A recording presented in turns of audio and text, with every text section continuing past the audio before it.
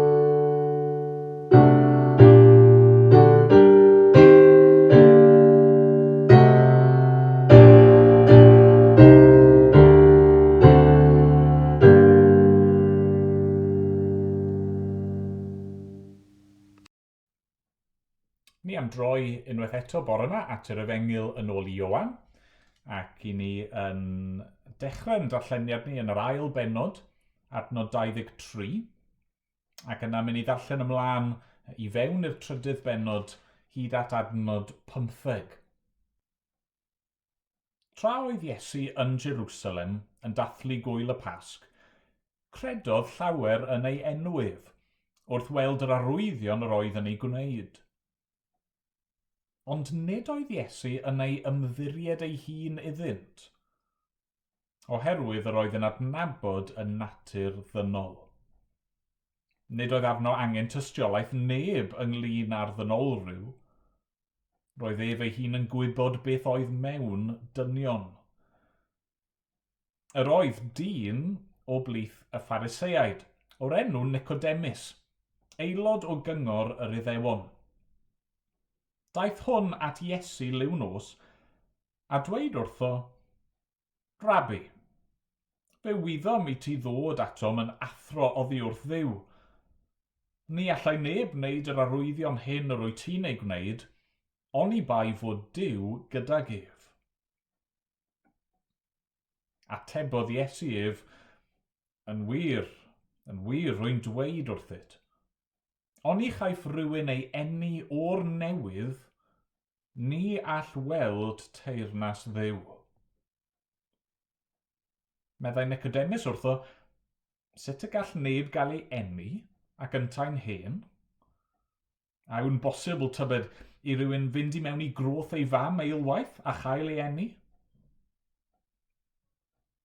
Atebodd Iesu, yn wir rwy'n dweud wrthyt, oni chaiff rywun ei eni o ddŵr ar ysbryd, ni all fynd i mewn i deyrnas Dduw. Yr hyn sydd wedi ei eni o'r cnawd yw.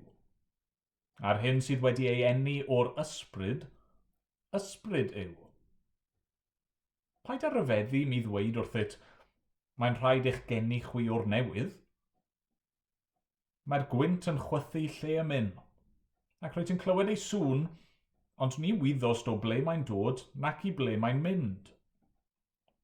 Felly y mae gyda phob un sydd wedi ei eni o'r ysbryd.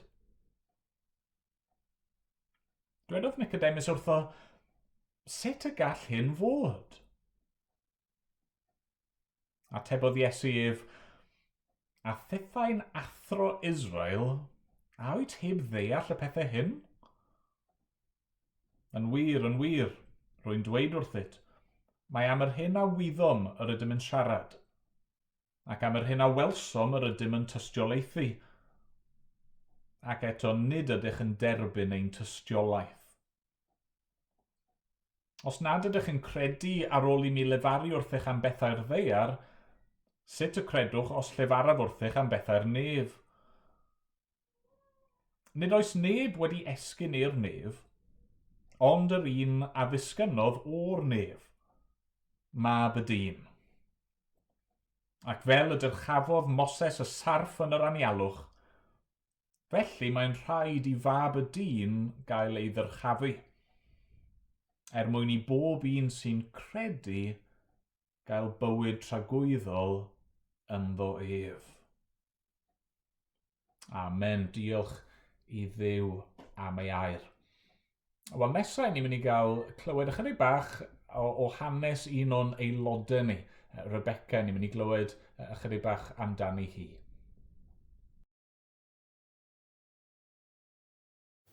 Wel, ces i fy ngeni am magu yng Nghaerdydd gan fynd i ysgol y Wern ac yna i ysgol Glantaf. Pan o'n i'n blentyn, o'n i wir eisiau helpu mewn rhyw ffordd pan o'n i'n hŷn gyda pobl difreintiedig a bobl tlawd. A pan o'n i'n ysgol Glantaf, nes i benderfynu mynd i astudio meddygaeth ac es i Brifysgol Birmingham i wneud hynny.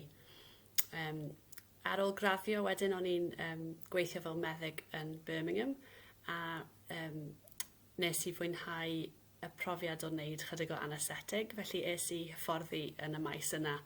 A'r reswm o'n i'n hoffi anesthetig oedd bod yn rhyw beth yn meddygaeth lle chi'n gallu helpu pobl o bob oedran o fabanod i bobl henoed. Mae'n newid beichiog, a yn eitha tysu fel arfer yn cael ei galw i'r uned achosion frys pan mae yna rhywun yn really sal fyna, enghraifft gyda sepsis, a hefyd yn eitha tysu fel arfer yn gweithio gyda unrhyw un really sal yn yr ysbyty sy'n mynd yn sydyn yn sal. Dwi ddim yn cofio moment cyn i fi fod yn Gristion mewn ffordd.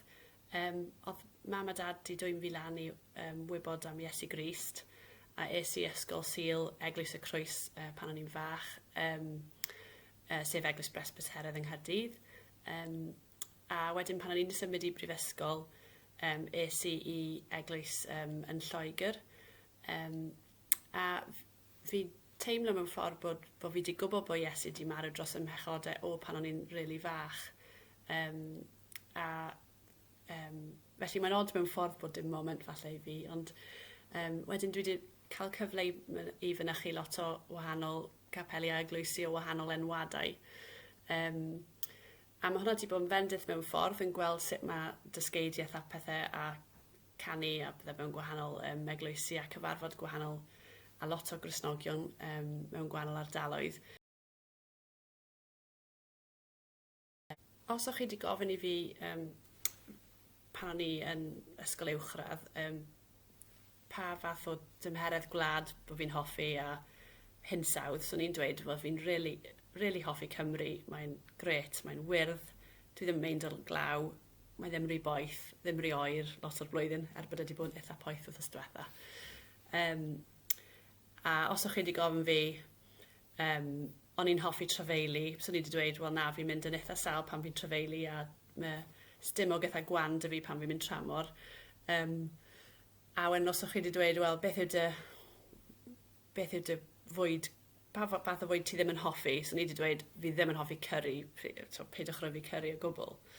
A wedyn fi'n meddwl bod Duw gyda rhyw sense of humour, rhyw ddigrifwch, really, achos oedd wedi rhoi ar fy nghalon ni pan o'n i yn astudio anesthetig i fynd i wlad Muslemaidd. A mae gwledydd Muslemaidd bron i gyd ddim yn bell o'r cyhydedd yn wledydd poeth, yn wledydd sy'n weitha pell i ffwrdd o fan hyn, gyda trafeilu, a rai gwledydd fel Bangladesh gyda lot o gyrris. Felly, oedd e'n eitha doniol bod fi wedi benni lan yn mynd i Bangladesh ar ôl gorffen fy hyfforddiant anesthetig. Sut oedd hwnna wedi gweithio mewn ffordd, oedd ar ôl i'r gwlad Muslemaidd dod ar fy nghalon ni, nes i gysylltu â mudiadau Cristnogol, a un o'r rheini oedd y Church Mission Society ni, CMS. A o'n i eisiau gweithio yn fy maes i, sef anesthetig, yn dysgu mewn gwlad dlawd Muslemaidd, yn dysgu staff y wlad i wneud anesthetig a hefyd helpu nhw gyda'r gwaith. Felly drwy CMS es i ysbyty cenhadol Lam yn Bangladesh. A ar ôl gweddio, a lot o bobl arall gweddio hefyd am fi iechyd i, peth really da am ysbyty Lam yw bod nhw gyda dŵr glân o'r tap, felly ddim angen berwi'r dŵr. Mae'r dŵr yn dod o eitha yn isel iawn yn y ddaear. Mae Bangladesh yn wlad isel anyway, ond maen nhw'n pwmpio'r dŵr lan a chi llyfed y dŵr syth o'r tap. Felly oedd hwnna di really helpu gyda fi iechyd i tranu fyna. O'n i wedi dod i ymdopi gyda'r gres, bod fi dal yn hoffi tymheredd Cymru mwy na unrhyw le arall. A o'n i wedi dod i hoffi curries, dim fy mwyd gorau i. A ar ôl fi fod yn Bangladesh, yn ymweld â Bangladesh am fi'n mynd tua mis bob blwyddyn ers gweithio yna am 2 flynedd. Ar ôl dyn ôl fi methu bwyta curry am sawl mis, achos bod fi wedi cael digon. Ond mae Duw wedi helpu fi ymdopi gyda hwnna.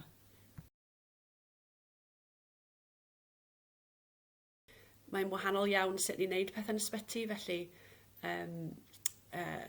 ni ddim yn neud y triniaethau rwtîn, a mae hwnna wedi bod yn straen fi'n siŵr i lot o gleifion sydd wedi bod yn aros am driniaethau, ond eto mae lot yn ofni dod mewn i ysbytai ar yr adeg yma. Mae pawb yn gwisgo mwgwd yn yr ysbyty nawr, i drio amddiffyn chi rhag droplets y coronavirus. A os chi yn gweld consultant mewn clinic, falle bydd hwnna dros y ffôn, ddim yn mynd i'r clinic, a weithio dros fideo. So mae'r technoleg wedi cael ei wedi cynyddu lot. Mae ddim wastad yn gweithio, a mae dim wastad gyda pobl ffôn symudol neu we adre. A wedyn mae'r holl PPE, yr holl sôn sydd wedi bod yn y newyddion am y PPE. A mae PPE yn meddwl Personal Protective Equipment, sef spectol, sydd dros ben eich spectol, os chi gyda spectol, mwgwd, ffedog a menig. A wedyn ar gyfer rai pethau mae angen gwisgo mwy. Felly os ni'n trin claf sydd gyda coronavirus a mynd i weld nhw, ni jyst yn gwisgo mwgwd eitha syml fel surgical mask a menig, ffedog a fel spectol neu goggles. Ond gan bod fi'n anaesthetist, fi'n methu dweud enw nawr, ni'n gorfod gwisgo yr un fath o wisg am nhw'n gorfod gwisgo ar yr uned gofal ddwys, sef ni'n gorfod gwisgo'r mwgwd sy'n gyda'r filter.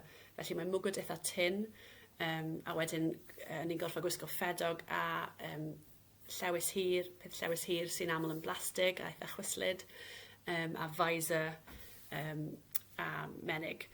A mae hwnna'n neud yn eitha anodd i gleifion clywed ni, a i ni clywed yn gilydd, yn enwedig os mae'r cleifion sy'n chydig bach wedi drysu, neu sydd ddim gyda cliw da iawn, maen nhw'n ffeindio fe'n anodd iawn, a ni'n gallu ofni nhw'n gwisgo'r holl beth yma.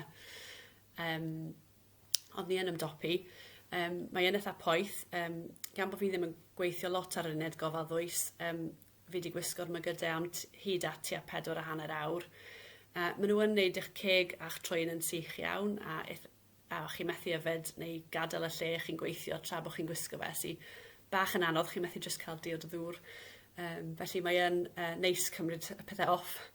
Maen nhw'n cymryd eich make-up off gyda nhw hefyd, sy'n bach yn embarrassing ond dim ots. A wedyn mae popeth yn cael ei olchi yn fwy na'r arfer, a mwy o beth yn cael ei taflu na'r arfer. Ond mae'n neud yn anodd, mae angen lot mwy o staff na i driniaethau arferol, achos bod ni ddim yn cael gadael i just nôl meddyginiaeth o'r stafell dros nesaf, pethau fel yna. Ni'n gorfod gofyn i bobl eraill ar walkie-talkies i ôl pethau ni.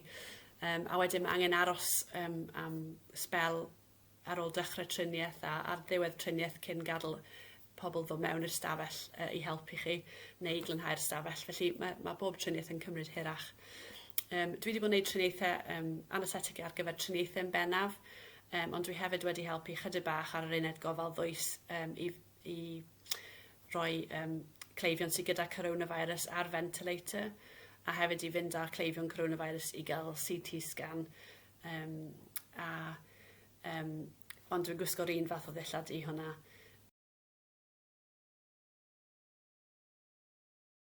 Dwi wedi bod yn cysylltu gyda meddygon yn Lam a meddygon eraill yn Bangladesh. A dwi yn poeni am y sefyllfa fyna a gweddio dros y nhw. Mae diffyg PPE gyda nhw. Mae rai meddygon wedi gadael eu swydd achos poeni cael coronavirus yn Bangladesh. Yn ysbyty Lam yn ffodus does dim achosion wedi cael ei diagnoso eto. Maen nhw gyda chydig o brofion, ond mae'n lle anfon y profion i ffwrdd i ysbyty lleol. Ond mae yna coronavirus yn yr ardal ger yr ysbyty. A mae yn anodd iawn i nhw gyda'r PPE achos bod y tymeredd mor boeth ta beth. Dwi wedi clywed bod chydig o achosion o coronavirus wedi cyrraedd y camps Rohingya, y gwersylloedd yn Cox's Bazar, lle mae bron i filiwn o bobl.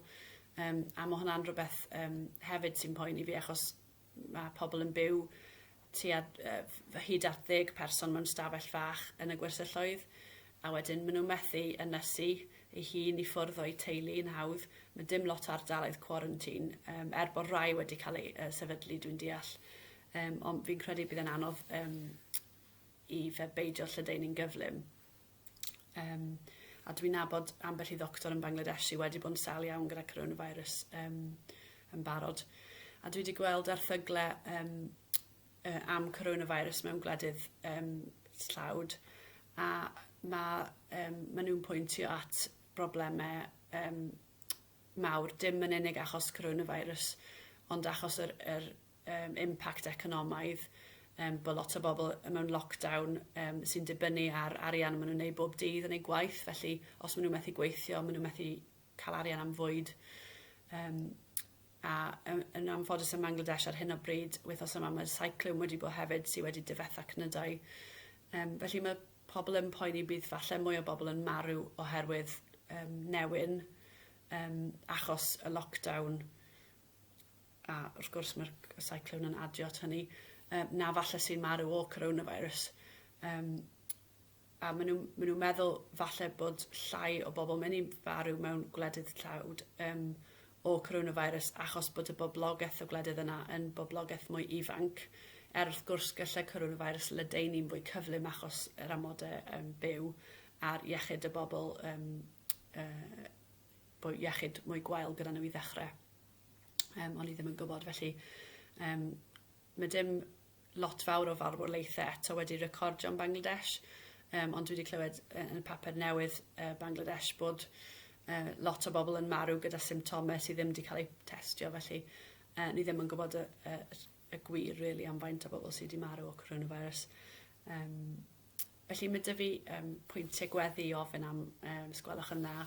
Felly un o'n nhw yw i weddio am wledydd tlawd a i arweinwyr y gwledydd tlawd a yn gwlad ni i gael doethineb yn ei penderfyniadau am lockdown a penderfyniadau economaidd a sut i helpu'r tlodion sy'n beth anodd iawn mewn gwlad fel Bangladesh lle mae miliwn o bobl yn barod allan o waith.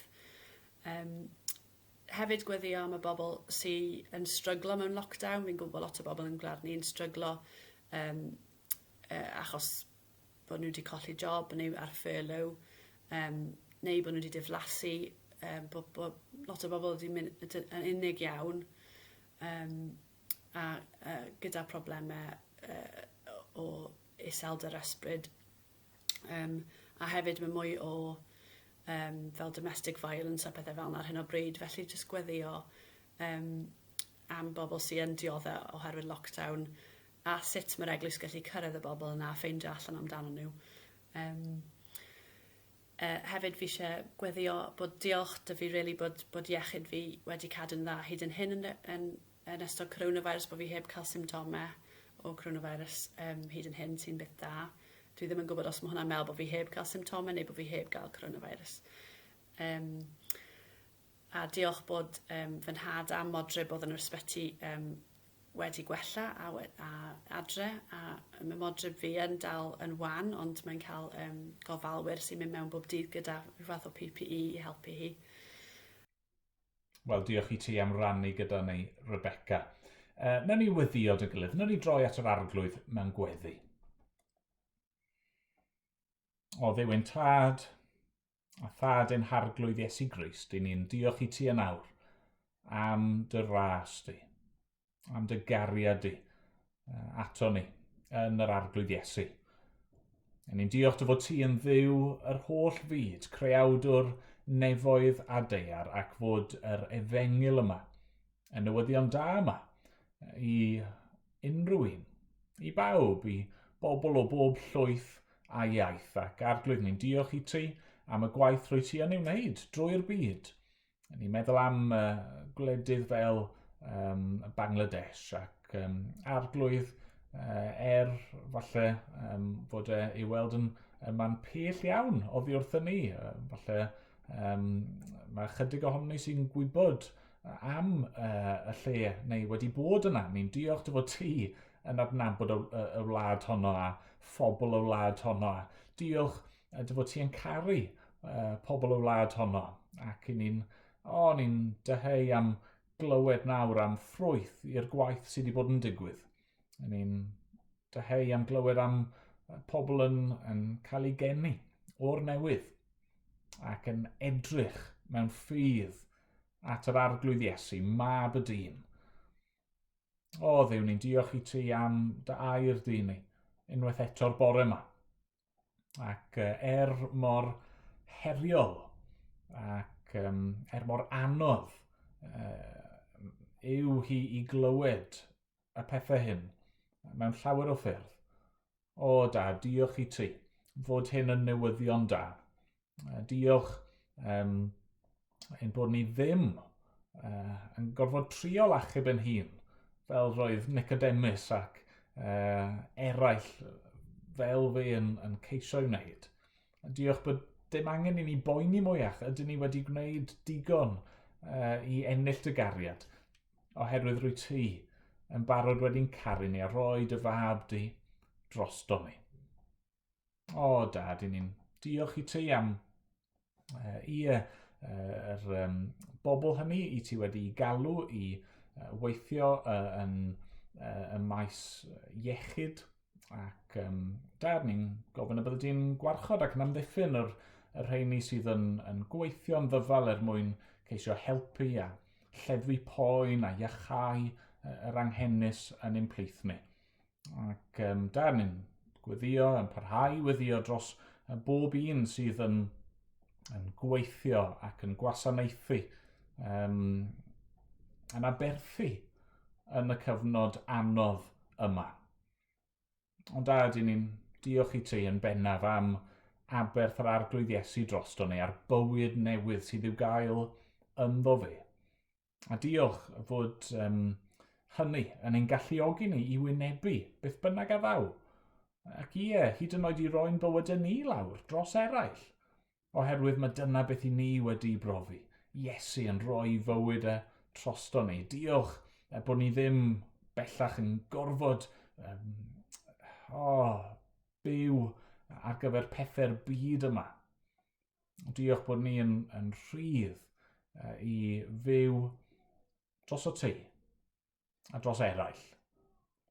Arglwydd helpa ni'n gwybod fod y pethau hyn tu hwnt i ni yn ein nerth yn hunan. I ni angen yr ysbryd glân i ddod nawr ac i chwythu fel petai trwy ein bywydau ni. Arglwydd, bydd drygarog wrthyn ni os gweli di fod yn dda. Dad, clyw ein gweddi ni nawr, ac derbyn ni'n ddiolchgar, am ein bod ni'n dod yn enw ac yn heiddiant yr arglwydd Iesu Grist. Amen. Amen. Wel, i ni yn mynd i ganu eto, ac falle fydd yn taro rai ohonoch chi'n rhyfedd, ond ni'n mynd i ganu carol efo'n gilydd. Fi'n eitha hoffi, a gweud y gwir, canu carolau trwy'r flwyddyn. Ddim bob wythnos wrth gwrs, ond mae'n iawn bod ni ddim just yn canu'r carolau yma ac yn atgoffa'n hunan am y Nadolig unwaith y flwyddyn. Ond fi wedi dewis y garol penodol yma oherwydd fod yn ein atgoffa ni o wirionedd gwych a gwirionedd pwysig i ni'r bore yma, sef bod Iesu wedi ei eni fel bod ni yn gallu cael ein ail eni. Hynny yw, daeth Iesu i'r byd, gafodd ei eni fel bod ni yn gallu cael bywyd newydd ynddo fe. A felly, ni'n mynd i ganu dy'n gilydd yn nawr. Clywch lir nef.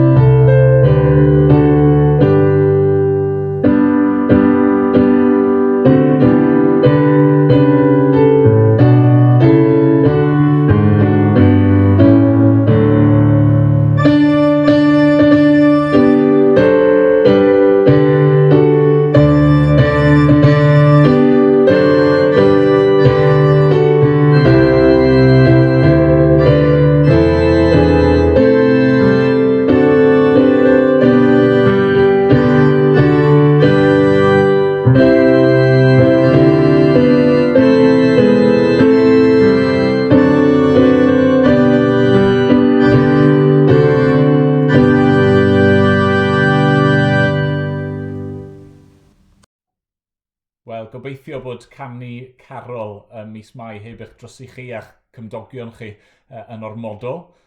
Mae'r lockdown yn teimlo'n hir yn dydy, ond dyw i ddim yn nadolig eto, peidiwch â phoeni. Nawr, trowch dy fi i efengyl Ioan, yr ail bennod ac adnod 23 ymlaen. Nawr, bydd lot o'noch chi yn gwybod bod fi'n fan mawr o ffilmiau Disney. Ers ymhlentyndod i, maen nhw wedi bod yn rhan o mywyd i. Fi'n dwlu ar y straeon, y cymeriadau. Fi'n gallu canu llwythi o'r caneuon ar ynghop. Byddai ddim yn gwneud nawr, peidiwch becso am hynny. Ond fi wrth y modd efo nhw, ac un o'r pethau i ni fel teulu yn mwynhau wneud yn ystod y lockdown yw pan i fi'n cael diwrnod rydd. Nawn ni eistedd lawr falle gyda'n swper ac gwylio ffilm gyda'n gilydd. Cyflwyno yr clasuron yma i y genhedlaeth nesaf. Ond cymaint i fi yn ei mwynhau nhw, ac fod yna llawer o bethau da i ni'n gallu cymryd o'r ffilmiau yma am ddewrder a charedigrwydd a daioni, bys y person yn ffôl iawn i adeiladu ei bywyd nhw ar beth mae ffilmiau Disney yn dysgu. Achos un o'r themau cyson yn y ffilmiau yma yw mae'r ateb i fod yn hapus ac yn fodlon mewn bywyd yw bod chi'n edrych tu fewn i'ch hun. Bod chi eich hunan. Na roi rai esiamplau i chi, mae'n llwythi ohonyn nhw, ond chi'n meddwl am Elsa yn y ffilm Frozen sy'n boblogydd iawn. Mae'n canu yn dydy Let It Go. Be sy'n tu fewn i chi? Pwy ydych chi go iawn? Let It Go. Gadewch yn rhydd. Neu ffilm bach yn hun, Aladdin. Mae Aladdin yn canu If only they'd look closer, would they see a poor boy? No siree. They'd find out there's so much more to me. Neu mae dych chi Moana. Mae Moana yn breuddwydio am mynd yn bell. How far I'll go. Mae'n clywed y llais yma ac mae eisiau mynd a gwireddu pwy yw hi go iawn. Hercules yn canu I'll find my way. I can go the distance. Neu Mulan yn gofyn y cwestiwn when will my reflection show who I am inside. A gallwn ni fynd ymlaen, a sori os yw'r caneuon yma nawr yn mynd rownd yn eich pen chi. Ond wrth gwrs, nid Disney sydd wedi creu'r syniad yma. Mae'r ffilmiau yma jyst yn adlewyrchu'r syniad sydd o'n cwmpas ni o hyd. Byddwch chi eich hunan. Os nad yw Disney'n ddigon highbrow i chi, wel beth am Shakespeare a'i ddyfyniad enwog To thine own self be true. A falle mae dyna sydd i chi yn byw eich bywyd, falle mae dyna i chi yn ei gredu, ond mae'r syniad yna yn un peryglus a dweud y gwir. Oherwydd be ni am i weld bore yma yw mae'r arglwydd Iesu Grist, mab Duw, yn dysgu y gwrthwyneb yn llwyr. Be mae Iesu'n yn rybuddio ni yw hyn, mae gennym ni broblem sylfaenol. A'n problem ni yw'r natur ddynol, neu'r hen natur ddynol sydd yno ni. Mae'n problem ni tu fewn i ni. A'r unig ateb i'r broblem yna yw nid i chwilio'n ddyfnach tu fewn i ni, ond i gael ein geni o'r newydd. Derbyn natur newydd yn rhodd gan Dduw. Ddim i edrych i fewn, ond i edrych allan. Edrych at yr arglwydd Iesu Grist. Felly'n pwynt cyntaf ni, bore yma yw hyn. Ein problem ni yw'r hen natur ddynol. Ein problem sylfaenol ni yw'r hen natur ddynol. Mae Ioan fan hyn yn gosod yr olygfa nesaf mewn ffordd trawiadol dros ben. Ni'n clywed tra oedd Iesu yn Jerusalem yn dathlu gwyl y Pasg, credodd llawer yn ei enwydd, wrth weld yr arwyddion roedd yn ei gwneud. Mae yna bobl sydd yn rhyw fath o ddod i gredu ynddo fe. Maen nhw'n gweld bod yna rhywbeth special amdano fe.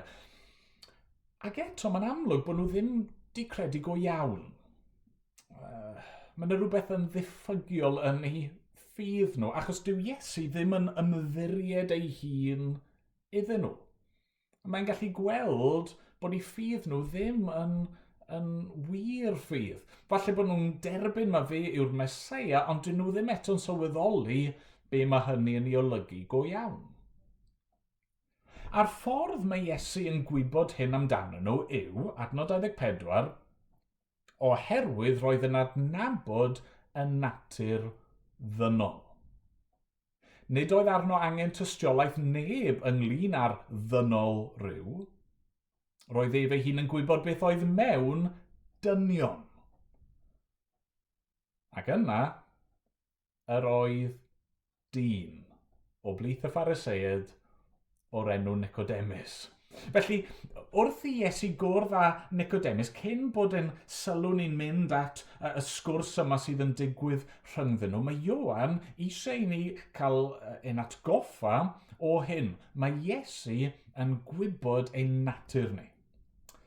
Na ni wedi gweld hyn o'r blaen, ond mae'n bwysig bod ni yn cael ein atgoffa ohono fe. Mae Iesu yn gwybod popeth amdano ni. Y pethau hynny sy'n guddiedig o bawb arall.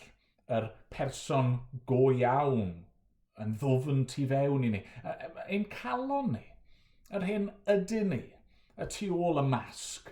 Mae'n gwybod beth yw ein cymhellion ni. Mae'n gwybod beth yw'n breuddwydion ni, amheuon ni, ein cwestiynau ni. Mae'n gwybod popeth. Mae'n gwybod beth sydd yn y galon ddynol. Oes dim surprises i'r arglwydd Iesu. A mae yna rhywbeth brawychus yn hynny, oes, ond mae yna gysur hefyd ond oes. Falle bod chi wedi cael y profiad yna lle chi'n nabod rhywun am flynyddoedd, ond yna chi'n darganfod rhywbeth newydd amdano, chi'n cael rhyw sioc bach. Oedd ffrind y fi, ffrind da iawn yn y coleg, o'n i'n ffrindiau, un o'r ffrindiau pennau am y 2 mlynedd yna yn y brifysgol, ond oedd e ddim am flynyddoedd wedyn nes i fi ddarganfod bod ganddo fe alergedd i gnau. Nawr, gallai hwnna wedi bod yn eitha gwael pe bawn ni erioed wedi coginio pryd o fwyd iddo fe. Ond oedd e'n sioc, o'n i'n meddwl bod fi'n nabod, ond yna oedd yna rhywbeth newydd o'n i'n ei ddarganfod. Neu falle bod chi wedi cael y profiad yna o briodi. Ac chi wedi dod i nabod eich gŵr neu'ch graig chi cyn priodi, ond yna ar ôl i chi briodi, ar ôl i chi ddechrau byw dyn nhw, chi'n darganfod pob math o bethau newydd. Chi'n darganfod bod nhw yn chwyrnu efalle. Neu chi'n darganfod bod nhw ddim mor hoff o Lord of the Rings ac o'n nhw'n rhoi'r argraff cyn i chi briodi. Neu falle bod chi'n ffindo bod nhw rhyw habit bach o chi ddim yn gwybod amdano fe o'r blaen. A mae'r pethau yma'n newid y ffordd chi'n gweld nhw. Ond yw hynny ddim yn wir am Iesu, a'r ffordd mae fe'n ein gweld ni. Achos mae fe'n gwybod y cwbl yn barod. Mae'n gwybod beth sydd yno ni. Mae'n adnabod y natur ddynol. Roedd ef ei hun yn gwybod beth oedd mewn dynion. Sdim perygl bod ni'n mynd i ddod at Iesu, credu ynddo fe, i ddilyn ac yna bod e'n troi rownd a dweud, dal mlaen, o'n i ddim yn gwybod hwnna amdano ti. O'n i ddim yn gwybod bod ti mor wael â hynny. Ddim o gwbl, mae e'n gwybod yn well na ni. Pa fath o bobl ydyn ni go iawn. A mae e dal wedi'n caru ni. Chwa, beth sy'n dod yn amlwg wrth i ni ddarllen ymlaen yw fod yr hen natur ddynol yma, yr natur bechadurus sydd ym mhob un ohono ni, mae e yn broblem. Ni'n clywed fod Nicodemus yn dod at Iesu, a mae'n dod liw nos.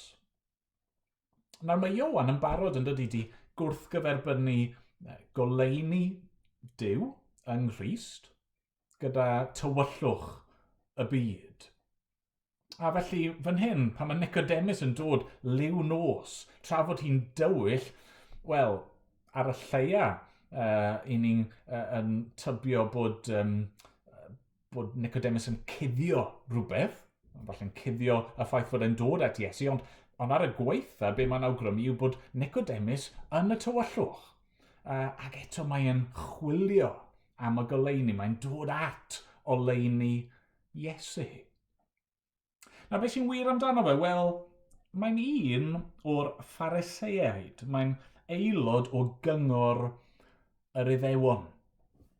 Oedd e'n aelod o y sect crefyddol yma o fewn Iddewiaeth. Oedd e'n Phariseaid. Oedd e'n un o'r bobl yma oedd yn pwysleisio ei fuddod manwl dros ben i gyfraith Duw.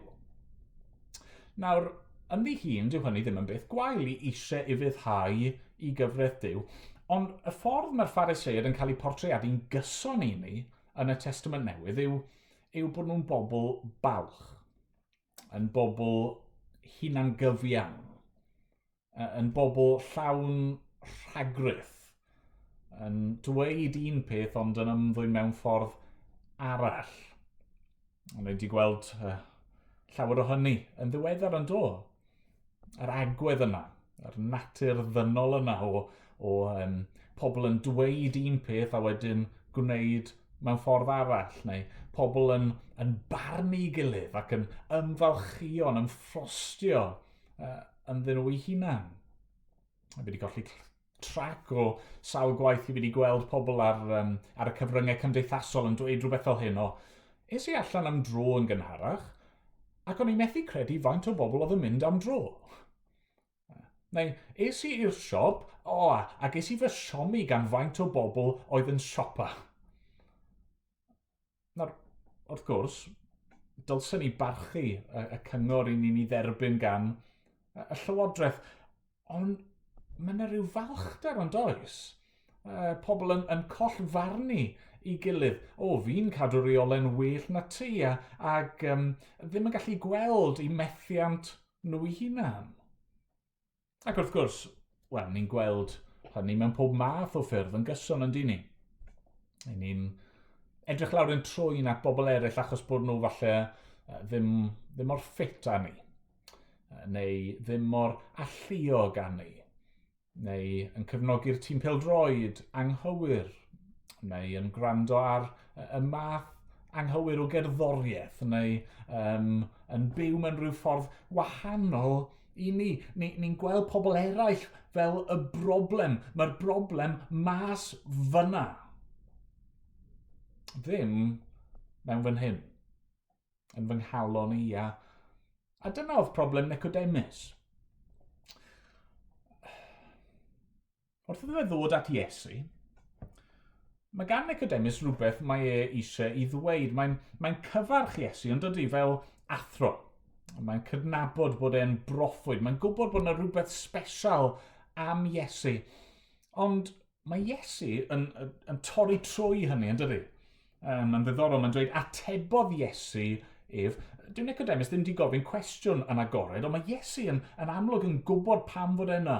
A mae'n mynd yn syth at yr cwestiwn yna o dan y wyneb, yn y galon. Mae Iesu'n mynd syth at reiddyn problem Nicodemus. Mae'n dweud, yn wir, rwy'n dweud wrthyt, oni chaiff rhywun ei eni o'r newydd, neu ei eni oddi uchod, ni all weld teyrnas Dduw. Ac yn adnod 5, yn wir rwy'n dweud wrthyt, oni chaiff rhywun ei eni o ddŵr a'r ysbryd, ni all fynd i mewn i deyrnas Dduw. Yr hyn sydd wedi ei eni o'r cnawd yw. A'r hyn sydd wedi ei eni o'r ysbryd yw. Chi'n gweld problem sylfaenol Nicodemus a'n problem sylfaenol ni yw'r natur ddynol bechadurus. Nawr, pidwch am ddeall be mae hynny'n golygu. dyna ddim yn golygu bod ni i gyd mor wael ag y gallwn ni fod, a diolch byth am hynny. A dyw e ddim yn golygu chwaith bod unrhyw un sydd ddim yn Gristion, sydd ddim yn ddisgybl i Iesu, methu gwneud pethau da. Ddim o gwbl. Hynny, mae yna llwythi o bobl da yn y byd yma sydd ddim yn credu yn Iesu o gwbl. Oedd Nicodemus ei hun, fi'n siŵr, yn berson hynod o dda. Ond be mae yr natur bechadurus yma, yr hen natur ddynol yma, ein cnawd ni yn ei olygu, yw fod popeth amdano ni, pob peth i ni'n ei wneud, hyd yn oed pan ni ar ein gorau, yn cael ei effeithio gan bechod. Ar os allai roi esiampl, mae'n esiampl bach sili a gweud y gwir, ond falle bod chi yn y gorffennol di bod yn gwneud y golch eich dillad chi. Ac chi di rhoi llond peiriant o ddillad gwyn, ac ar ddamwain di roi mewn un hosan coch. Wrth gwrs, beth sy'n digwydd? Wel, pan mae'r dillad yn dod allan, mae'r cwbl yn binc. Falle bod yr dillad, y crys gwyn a'r pants gwyn ddim mor goch ar hosan, ond dyn nhw ddim yn wyn mwyach ydyn nhw. Na, mae'r cwbl wedi cael ei sarnu, mae'r cwbl wedi cael ei effeithio gan yr un hosan coch na. Mae'n pechod ni yn treiddio trwy popeth. A mae'n waith yn llawer fwy difrifol na jyst bod yn dillad ni gyd yn binc. Gweud y gwir, mae'r Beibl yn dweud bod ein gorau ni fel bratiau bydron, fel filthy rags. Mae'n natur pechadurus ni'n golygu mae beth i ni'n deheu amdano fe, beth i ni'n mynd ar ei ôl yw nid Duw, a perthynas gyda fe ac byw ar ei fwy ni fel i ni wedi cael ein creu wneud, ond na, mae'r ffaith bod ni di syrthio i bechod yn golygu bod ni'n mynd i ffwrdd oddi wrtho fe, yn deheu am bethau eraill, yn gwneud diwiau o bethau eraill. A chwa, mae hynny'n broblem. Oedd Nicodemus yn gwneud Duw allan o ei ufuddod Oedd ei'n meddwl mae dyna'r ffordd i achub ei hun.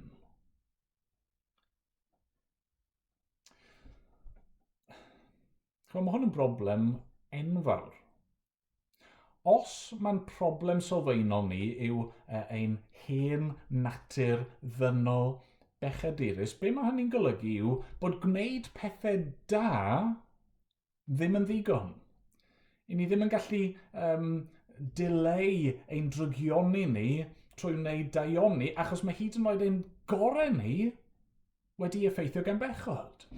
I ni ddim jyst yn gallu newid yn y nerth ein hun, ni ddim jyst yn gallu codi rhyw ddydd a dweud, wel, fi'n mynd i stopo pechu. Credwch fi, triwch e, newch chi fethu. Dwi ddim jyst yn fater fel mae Disney yn dweud o ffeindio yr fi go iawn, neu y fi gorau, y fersiwn gorau ohonoch chi yn eich calon chi. Na, achos fy nghalon hi yw'r broblem. Nawr, dyw Nicodemus ddim fel tysa fe'n deall hyn yn iawn. Neu falle bod e'n deall a dwi jyst ddim eisiau i dderbyn e. Chi'n teimlo bod e bron a bod yn camddeall ar bwrpas, mae'n gwneud y sylw yma am byti, wel, ydy oedolyn yn gallu mynd nôl mewn i croth ei mam nhw mwyn cael ei geni eto a dechrau o'r dechrau. Dyw Nicodemus ddim yn gallu gweld neu ddim eisiau gweld be mae Iesu'n ei ddweud fan hyn, sef dyw bywyd da ddim yn ddigon. Mae'n ymdrechion gorau ni yn syrthio'n fyr o safon Duw. Mae pawb angen edifarhau, nid jyst pobl sydd wedi pechu yn allanol amlwg, ond hyd yn oed phariseied fel fe. Sdim lle i ni geisio achub yn hun, sdim lle i ni ymffrostio yn ein hun ac edrych lawr ein trwynau ar bobl eraill. I ni gyd Yn yr un cwch, i ni gyd angen cael ein hachub o'r tu allan, gan Dduw ni methu achub yn hun. Mae'n broblem fawr. Mae'n ymadrodd yn does, desperate times call for desperate measures. A ni wedi gweld rhyw elfen ohoni yn y lockdown yn do. Llywodraethau'r byd di penderfynu fod hwn yn broblem difrifol, a felly mae angen gweithredu mewn rhyw ffordd ddifrifol, desperate a cael lawr cymdeithas. Felly, beth yw'r ateb mae Iesu'n ei gynnig i'r broblem sylfaenol yma sydd gan pob un ohono ni, yr hen natur ddynol bechadurus? Wel, yr ateb, wrth gwrs, yw bod angen natur newydd. Mae angen dechrau newydd. Nawr, ni di canu yn barod yn do am yr desperate measures mae Iesu di mynd iddyn nhw mwyn ein hachub ni. Wrth ni ganu ein carol ni yn gynharach, gathon ni'n atgoffa fod Iesu, y Duw ddyn, wedi dod i'r byd, fod e wedi dod fel plentyn, y gair wedi dod yn gnawd. Fod e wedi cael ei eni mwyn i ni allu cael ein geni drachefn. A mae Iesu yn dweud yr un peth, ond mewn geiriau gwahanol, yn adnod 13. Nid oes neb wedi esgyn i'r nef, ond yr un a ddisgynnodd o'r nef mab y dyn. Dyna mor ddifrifol yw ein problem ni. Yr unig ateb, yr unig ffordd i ddelio gyda'n hen natur ddynol ni oedd fod Iesu Grist, mab Duw, yn dod yn un ohono ni, yn dod ac yn byw bywyd perffaith ac yn marw ar y groes yn ein lle ni. Os o'n ni'n gallu delio fo problem pechod yn ein nerth yn hunan, bydde dim angen iddo fe ddod o gwbl. Ond dyna faint mae e wedi'n caru ni. Oedd e'n barod i ddod, nath e ddewis dod. Ond sydd i ni te yn derbyn y natur newydd yma, y dechrau newydd, y bywyd newydd yma? Wel, mae'n amlwg bod yna ddwy elfen i'r peth. Yr elfen cyntaf yw bod ni'n gorfod cael ein geni o'r newydd. Iawn, i dderbyn y natur newydd yma, ni'n gorfod cael ein geni oddi uchod. Gwaith yr ysbryd glân sydd gyda ni fan hyn. Mae Iesu Grist yn dweud, mae'n rhaid i'r ysbryd i ddod ac i weithio y mywyd person. A nid Iesu oedd y cyntaf i ddweud hyn. Chi'n gweld, oedd Duw wedi wneud yn glir mae dyma oedd yn gorfod digwydd. Dyna pam mae Iesu bron methu credu fod Nicodemus ddim yn deall y peth. Mae'n dweud, yn dydy, a thithau'n athro Israel, a oed heb ddeall y pethau hyn? Mae Iesu'n dweud, ti'n rabi, ti'n athro, ti'n arweinydd ymhlith y bobl. Mae'n bosib bod Nicodemus yn un o'r athrawon mwyaf blaenllaw yn ei fydd e. Oedd e'n enwog, ac eto oedd e ddim di deall y pwynt sylfaenol yma. Achos oedd Dduw di gweud hyn yn barod. Ni wedi cyfeirio at y peth yn barod, y gweud y gwir, yn ein cyfres ni yn Ioan. Nes i gyfeirio o'r blaen at Ezekiel, pennod 36. Ni'n darllen y geiriau yma. Teinellaf ddŵr glân drosoch i'ch glanhau, a byddwch yn lan o holl aflendid ac o holl eilinod. Rhof i chwi galon newydd, a bydd ysbryd newydd ynoch. Tynaf allan ohonoch y galon garreg, a rhof i chwi galon gig. Rhof fy ysbryd ynoch, a gwneud i chwi ddilyn fy neddfau a gofalu cadw fy ngorchmynion. Hynny yw, oedd Duw wedi dweud wrth i bobl, chi yn methu cadw fy nghyfraith i, achos mae'ch calon chi fel tas fe o garreg yr hen natur ddynol pechadurus yna. Chi'n galed. Ond mae Duw yn addo fyna, trwy Ezekiel, bod yn gallu ein newid ni. O'r tu fewn, yn gallu gweithio y mywydau bobl mwyn eu glanhau nhw, eu gylchu nhw, fel petai a dŵr glân o'i holl aflendid nhw ac roi calon newydd iddyn nhw, natur newydd, a'i llenwi nhw ar ysbryd glân mewn ffordd bydden ni galluogi nhw i ddilyn eu orchmynion. Nid dilyn y gorchmynion mwyn cael ei geni o'r newydd, ond cael ei geni o'r newydd mwyn dilyn y gorchmynion. A felly mae Iesu'n dweud wrth Nicodemus fan hyn, dyma'r unig ffordd i weld teyrnas Dduw. Dyma'r unig ffordd i fod yn un o'i bobl arbennig Mae'n rhaid i'r ysbryd glân i ddod ac i weithio yno chi a'ch geni chi o'r newydd. Rhoi natur newydd yno chi, fel bod chi yn galw allan. Bywyd newydd, fel babi yn dod o'r grodd. A mae yna ddirgelwch fan hyn yn does. A mae Iesu'n cydnabod y ddirgelwch. Mae'n defnyddio yr gymhariaeth yma o y gwynt. Mae'n dweud, mae'r gwynt yn chwythu lle Emyn, roedd yn clywed ei sŵn, ond ni wyddost o ble mae'n dod nac i ble mae'n mynd, felly y mae gyda phob un sydd wedi ei eni o'r ysbryd. Chi'n clywed y gwynt? Chi'n gallu gweld effeithiau'r gwynt? Chi'n methu gweld y gwynt ei hun. Chi'n methu rheoli y gwynt. Chi'n methu deall y ffordd mae'n mynd na pam fod e'n mynd lle y mae e. A mae Iesu'n dweud fel na mae e gyda gwaith yr ysbryd glân yn dod ac yn gweithio yn y galon. Ond yna, yn gysylltiedig gyda'r elfen gyntaf yna, mae gennych chi ein ymateb ni. Sut ni'n cael yr natur newydd yma? Wel, ni'n cael ein geni o'r newydd ac fel babis ni'n galw allan ac i ni'n credu. I ni'n ymateb mewn ffydd.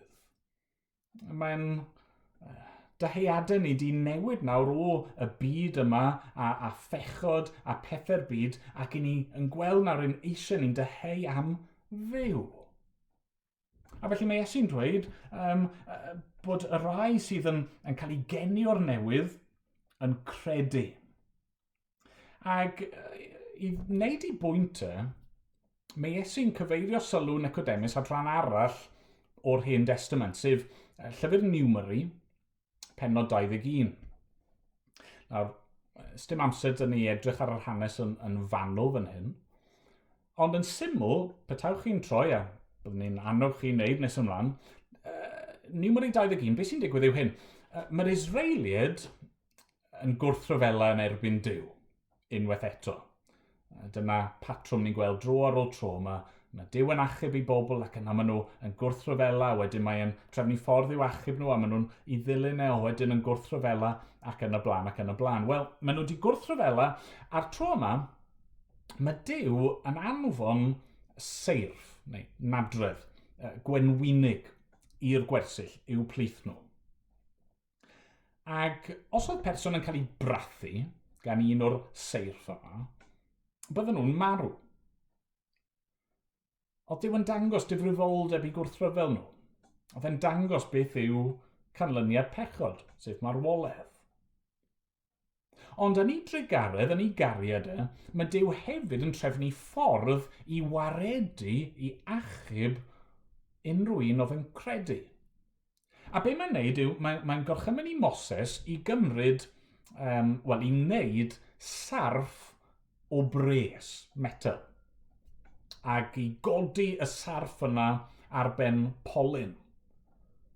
Ac yna, petai rhywun yn cael ei brathu, yn cael ei gwenwyno, yn sylweddoli fi yn mynd i farw, heblaw bod Duw yn ymyrryd ac yn fy achub i, tasen nhw wedyn yn troi ac yn edrych mewn ffydd ar y sarff bres, bydden nhw yn byw. Bydden nhw yn cael ei gwella, yn cael ei achau. Fel y dyrchafodd Moses y sarff yn yr anialwch. Felly mae'n rhaid i fab y dyn gael ei ddyrchafu. Mwyn i bob un sy'n credu gael bywyd tragwyddol ynddo ef. A be mae Iesu yn dweud fan hyn wrth Nicodemus yw fod y digwyddiad yna, y digwyddiad hanesyddol yna, yn Numeri 21, fod e'n gysgod ohono fe. I ni gyd wedi cael ein gwenwyno gan bechod, yr hen natur ddynol yna sydd yn arwain at farwolaeth. Ond mae Duw yn ei ras wedi trefnu ffordd yn awr i ni gael ein gwella. I ni angen edrych, nid at sarf, pres, ond at Iesu, mab y dyn. Na'r unig ffordd yw bod e'n cael ei ddyrchafu, yn cael ei godi, nid ar bolyn ond ar groes. Mae'n ddiddorol yn dydi. Oedd y sarf bres yn edrych fel y broblem, yn edrych fel sarf go iawn. A dyna oedd yn wir am Iesu. Wrth iddo fe farw ar y groes, mae'r Beibl yn dweud bod e wedi dod yn bechod drosto ni.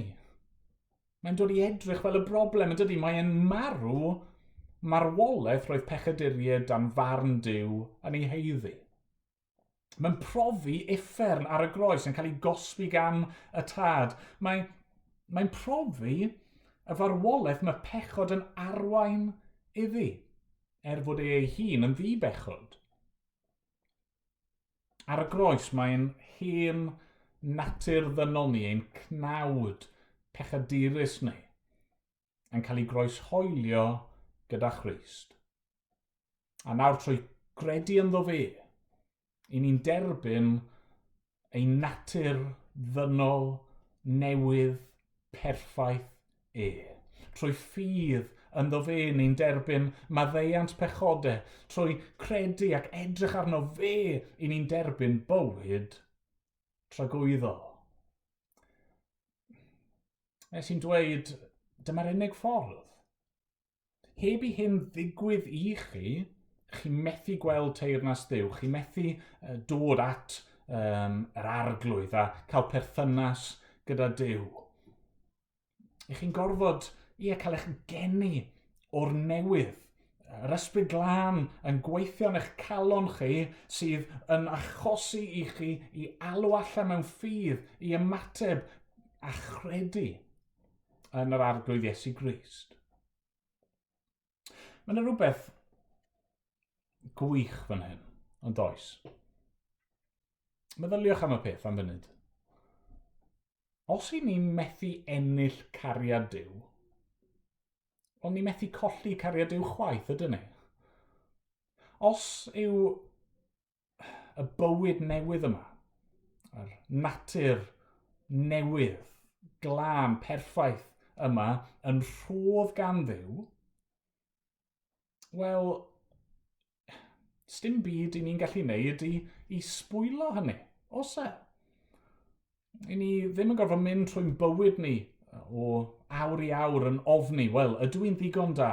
Ydw i wedi gwneud digon? Ydw i'n dderbyniol gan Dduw? Na. Na'r cwbl i ni'n gallu wneud yw credu a derbyn rhodd Duw trwy ffydd, edrych ar Iesu, credu ynddo fe, ymddiried yn ei aberth drosto ni. Dyna'r her oedd yn cael ei roi i Nicodemus. Oedd Iesu'n dweud wrtho fe, troi ffwrdd o dy bechod di.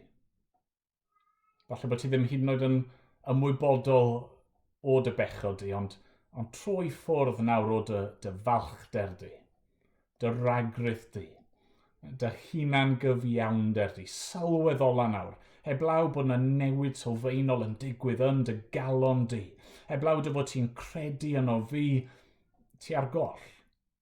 Ti'r un mor ar goll ag yr cenhedloedd a'r pechaduriaid yna ti'n edrych lawr dy drwyn di arnyn nhw.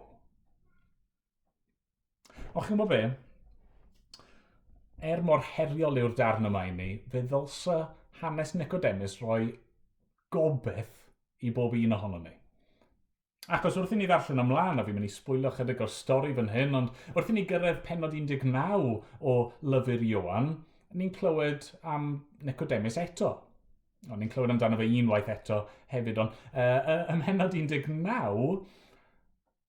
ar ôl i'r arglwydd Iesu gael ei ddyrchafu ar y groes, ar ôl iddo fe ddelio gyda'n pechod ni trwy farw yn ein lle ni, ar ôl iddo fe orffen y gwaith yna, mae gorff yn cael ei gymryd i lawr. Mae yna ddau ddyn yn mynd â'i gorffau ac yn ei osod e mewn bedd. Joseph o Arimathea oedd un. Pwy oedd y llall? Nicodemus. Y Phariseiad yna. Nath ddechrau mor araf, mor ddiddeall, mor styfnig.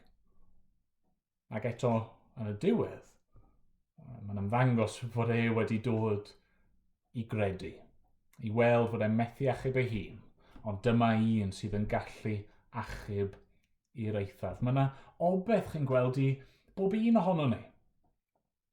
Dyw'r gobeith yna ddim yno fi. Ddim y ffordd at Dduw i chwilio yn ddyfnach ac yn ddyfnach yno fi. Na, mae'n rhaid i fi edrych mewn ffydd at yr arglwydd Iesu. Mae'n rhaid i'r ysbryd glân i ddod ac mae'r ysbryd nerthol yma'n gallu gwneud i waith ym mhob un ohono ni, unrhyw un ohono ni. A mae'r gwahoddiad yma nawr i unrhyw un i gredu yn y mab ac i dderbyn bywyd trwyddo fe. Diolch iddo fe. Amen. Amen. Wel, wrth i ni orffen yn oedfa ni, ni'n mynd i ganu emyn efo'n gilydd, ac bydd yn amlwg pam i fi wedi dewis yr emyn yma i orffen. Mae'n cyfeirio ein sylw ni at Iesu ac y ffordd fel y sarff yna yn yr anialwch, y ffordd gafodd Iesu i godi ar y groes mwyn ein achub ni, ein iachau ni a rhoi bywyd i'r rhai sy'n credu ynddo fe.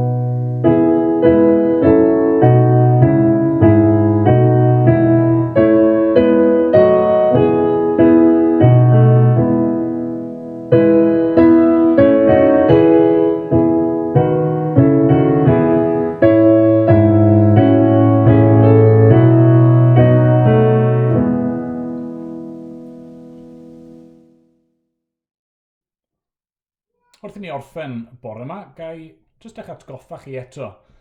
Os i chi fel Nicodemus a gwestiynau i'w holi, chi eisiau gwybod mwy. Mae lle mae'r hyn chi wedi clywed bore yma, neu anghynt, neu yn eich darllen personol chi. Plîs, cysylltwch â ni, byddwn ni wrth ein bodd fel eglwys yn ceisio ateb eich gwestiynau chi. Yna ni weddio nawr i orffen. O Dduw ein tad, i ni yn diolch bod ni yn gallu dod at Iesu ac dod gyda chwestiynau ac amheuon.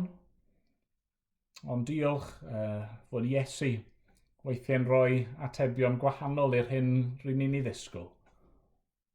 Diolch fod yn cynnig bywyd a gobaith i unrhyw un.